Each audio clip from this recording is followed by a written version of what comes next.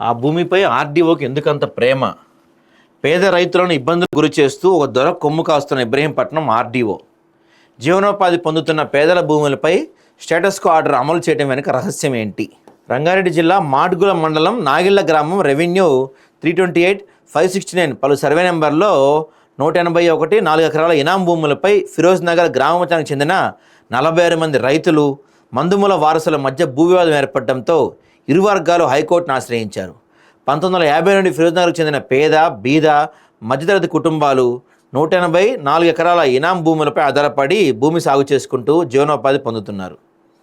So మందుమూల Venkatrama Rao అనే ఒక ధర మాడుగుల తహసీల్దార్ కార్యాలయంలో రెవెన్యూ అధికారులతో సన్నిహితంగా ఉంటూ పట్వారీలతో నాగిళ్ల గ్రామానికి చెందిన భూ రికార్డులను పరిశీలించి పహానీలో 184 ఎకరాల ఇనాం భూమిపై కన్నేసి చూచారు.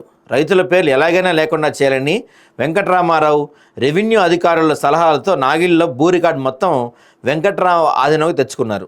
వెంకట్రామారావు 1950 నుండి 2010 వరకు నాగిళ్ల భూ రికార్డులను 2015 సంవత్సరం 2018 వరకు తానే స్వయంగా వారి కుటుంబ సభ్యుల పేర్లను భూ రికార్డులో నమోదు చేసి 2018లో మాడుగుల తహసీల్దార్ కార్యాలయంలో నాగిళ్ల భూ రికార్డు భద్రపరిచారు. అయితే ఇక్కడ ఈ మధ్య ప్రశాంతమైన గ్రామంలో లాండ్ ఆర్డర్ ప్రాబ్లం ఉందని ఆర్డీఓ ఎటువంటి కేసులు కాకుండా రైతులను భూములు సాగు చేయొద్దని కేసు నెంబర్ B-600/2025తో స్టేటస్కో ఆర్డర్ అమలు చేశాడు. హైకోర్టుకు సెలవులు ఉన్నాయని రైతులు కోర్టును ఆశ్రయించారని ప్లాన్ ప్రకారం ఆర్డర్ అమలు చేసిన రైతులు పేర్కొన్నారు.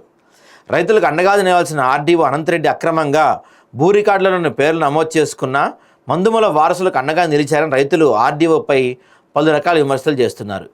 నాగిళ్ల భూ రికార్డులను మార్పిడి చేసిన మందుమూల వారసులపై ఆర్డీఓ చర్యలు తీసుకొని భూ రికార్డులను ఫోరెన్సిక్ ల్యాబ్కు పంపాలని రైతులు డిమాండ్ చేస్తున్నారు.